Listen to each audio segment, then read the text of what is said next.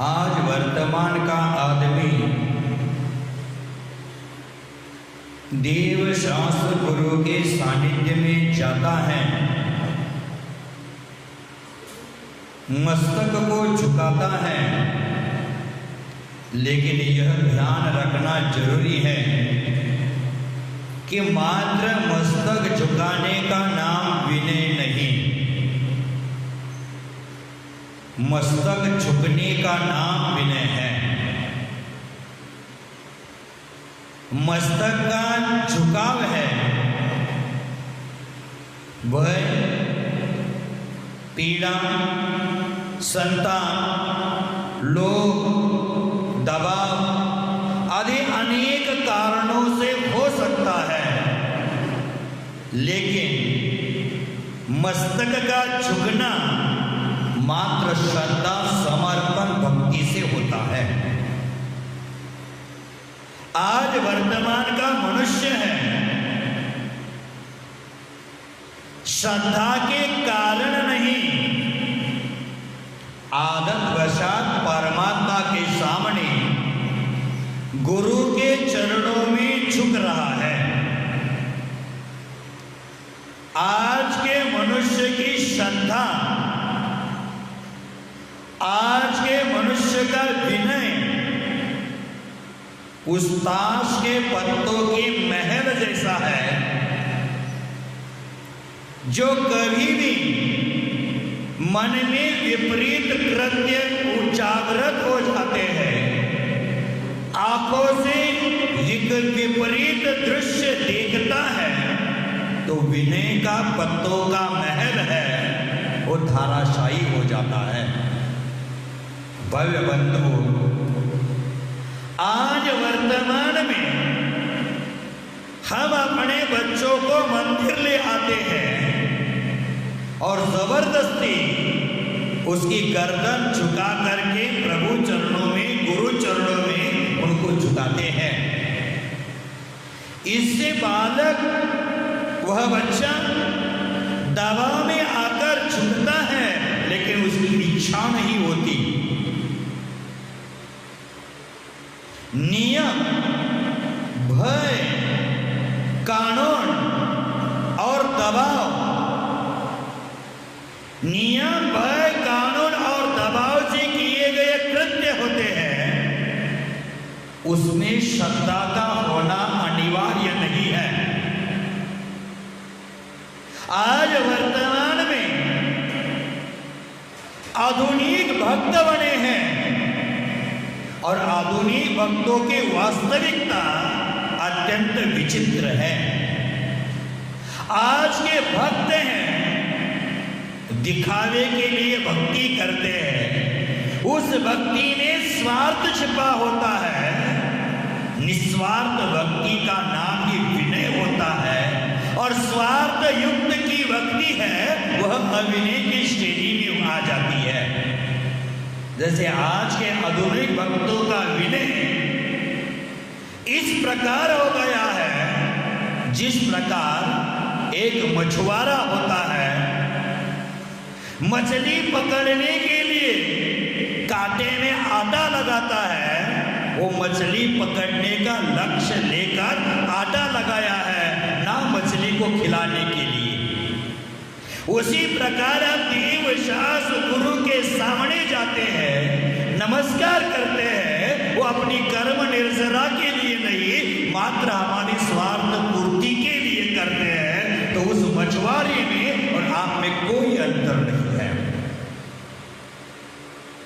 उस मछुआरे ने उस मछली को पकड़ने का स्वार्थ रख करके आटा लगाया, और मैं देव शास्त्र गुरु की पूजा, भक्ति, विनय है वो सांसारिक स्वार्थ पूर्ति के लिए कर रहा हूं, तो मेरा भी स्वार्थ है वो मछुआरे की तरह है। तो आचार्य भगवंतों ने कहा है कि हमारे लिए भक्ति ऐसे ही होनी चाहिए, हमारा विनय ऐसा होना चाहिए कि वो हमारे जीवन का सुधार कर सके। इस संसार में फंसाने वाला विनय, स्वार्थ की दुर्गंधी वाला विनय है, वो मोक्ष मार्ग में कारणभूत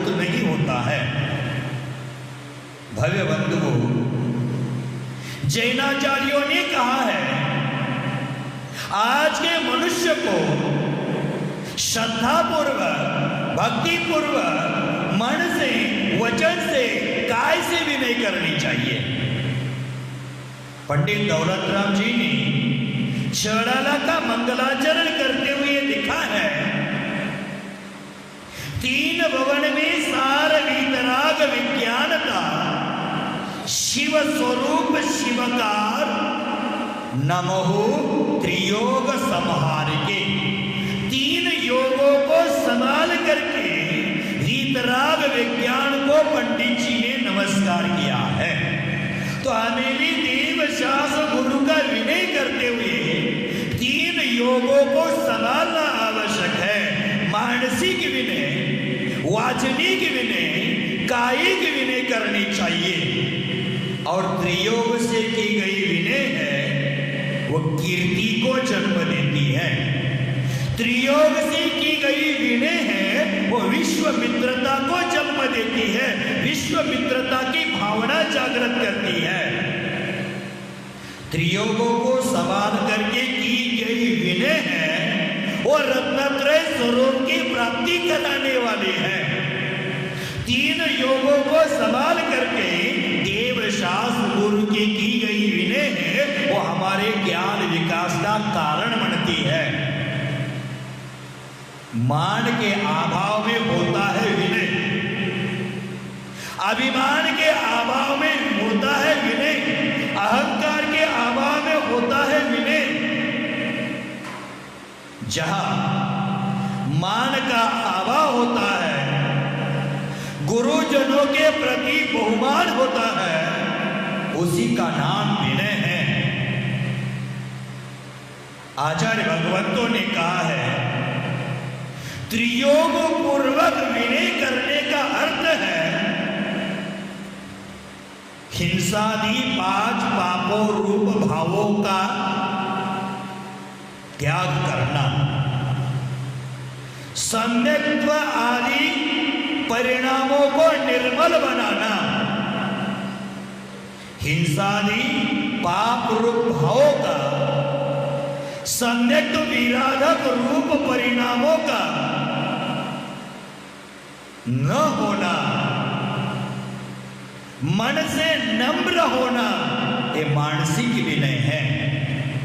पूजा, प्रशंसा रूप वचन का बोलना, ये वाचनिक विनय है। और अपने से बड़ों को देखकर खड़े होना, नमस्कार करना, उनको आसन देना, स्थान देना, सेवा करना, वैयावृत्ति करना, उनके पीछे पीछे चलना, यहां तक क्या उनकी परछाई पर पैर नहीं रखना, ये सब कायिक विनय है।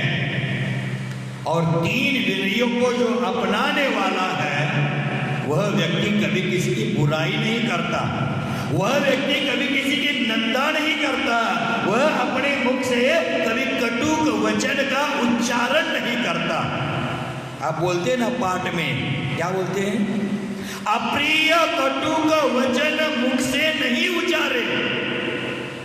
और जिनके अंदर हृदय में मानसिक, वाचनिक और कायिक विनय का प्रवेश हो जाता है, वह अपने मुख से कभी कठोर वचन, कटुक वचन का प्रयोग नहीं करता। वह हमेशा अपनी अखड़ को समाप्त कर देता है, अपने आप को हमेशा छोटा समझने लगता है। आपने रामायण देखी होगी। रामायण में रावण था, वो हमेशा अपने आप को बड़ा समझता था। सीता का अपहरण कर लिया और अपहरण करने के बाद वह सोचने लगा कि राम लक्ष्मण इतने छोटे हैं, बौने हैं, और मात्र अपने दोनों का साथ लेकर के मुझे पराजित नहीं कर सकते हैं, क्योंकि मेरे पास औक्षहीनी सैन्य है, मेरे पास इतना सैन्य बल है, मेरे पास नाना प्रकार की विद्याएं हैं, मैं नाना प्रकार की विद्याओं का स्वामी हूं। यह अहंकार उनमें था। स्वयं को बड़ा मानता था और राम लक्ष्मण को एक वनवासी, एक छोटा छोकरा मानता था। रावण के इस अहंकार का ही परिणाम था दशरथ के पुत्र राम के द्वारा दशहरे के दिन रावण को हार माननी पड़ी थी। दशहरा शब्द में कहता है 10 मुख वाला रावण जिस दिन हार गया था वही पर्व हो गया दशहरा पर्व। तो रावण का ये बड़प्पन था, अहंकार भाव था, वो उसकी हार का कारण बना। रावण के पास सोने की लंका थी, बड़े बड़े महल थे, लेकिन उसमें अहंकार का अंधकार था, मिथ्यात्व का अंधकार था। राम जी वनवास में भले अकेले रहते थे, राम जी के पास महल नहीं था, छोटी सी कुटिया में रहते थे, लेकिन उनकी उस कुटिया में सम्यक्त्व का प्रकाश था, विनय का प्रकाश था, नम्रता की ज्योति थी। इसलिए छोटे से राम ने रावण पर विजय प्राप्त कर ली थी। वह कोई राम के रावण पर विजय नहीं थी, अधर्म पर धर्म की विजय थी, अहंकार पर नम्रता की विजय थी, अविनय पर विनय की विजय थी। तो भव्य बंधुओं, हमारे जीवन में विनय से विपन्न नहीं, विनय से संपन्न होना है। मनुष्य को गुणों की प्राप्ति के लिए सच्चे देव शास्त्र गुरु, रत्नत्रयधारी गुरु, संयमी गुरु की विनय करनी चाहिए। जहां मनुष्य की चित्त की सरलता, चित्त की निर्मलता प्रकट हो जाती है, वहां सहज ही समर्पण का भाव प्रकट हो जाता है। और जहां समर्पण का भाव प्रकट हो जाता है, वह नियम से वीतरागता के प्रति नमन का भाव होता है। और जहां नमन है वही विनय है, जहां विनय है वही मोक्ष का द्वार उद्घाटित हो जाता है। इसीलिए कहा है विनय मोक्षम द्वारम, विनय मोक्ष का द्वार है। जिनके पास बहुत सारी विद्या है और वह विद्या विनय से शोभायमान होती है, इसलिए कहते हैं विद्या विनयेन शोभते। कितनी विद्या है ये महत्वपूर्ण नहीं है, उस विद्याधारी व्यक्तियों के अंतर हृदय में कितना विनय है ये महत्वपूर्ण है। जहां विनय है वह विनय कर्माश्रयों को रोकने का कारण बनता है। जो विनय ऐसे तन को प्रदान करने वाला है वह पौद्गलिक शरीर नहीं है। विनय के माध्यम से अशरीरी बनता है व्यक्ति, सिद्ध अवस्था को प्राप्त करता है व्यक्ति। इस विनय का ही फल है उसके जीवन में 10 प्रकार के जन्म के अतिशय प्रकट होते हैं, केवल ज्ञान के अतिशय प्रकट होते हैं, देवकृत अतिशय प्रकट होते हैं। माने कुल मिलाकर 34 प्रकार के अतिशय प्रकट होते हैं उस विनय संपन्नता के कारण। क्योंकि विनय से विनय संपन्नता आ जाती है और विनय संपन्नता से तीर्थंकर प्रकृति का बंध होता है, और तीर्थंकर प्रकृति का बंध जिसको होता है उनके जीवन में 34 प्रकार के अतिशय प्रकट हो जाते हैं।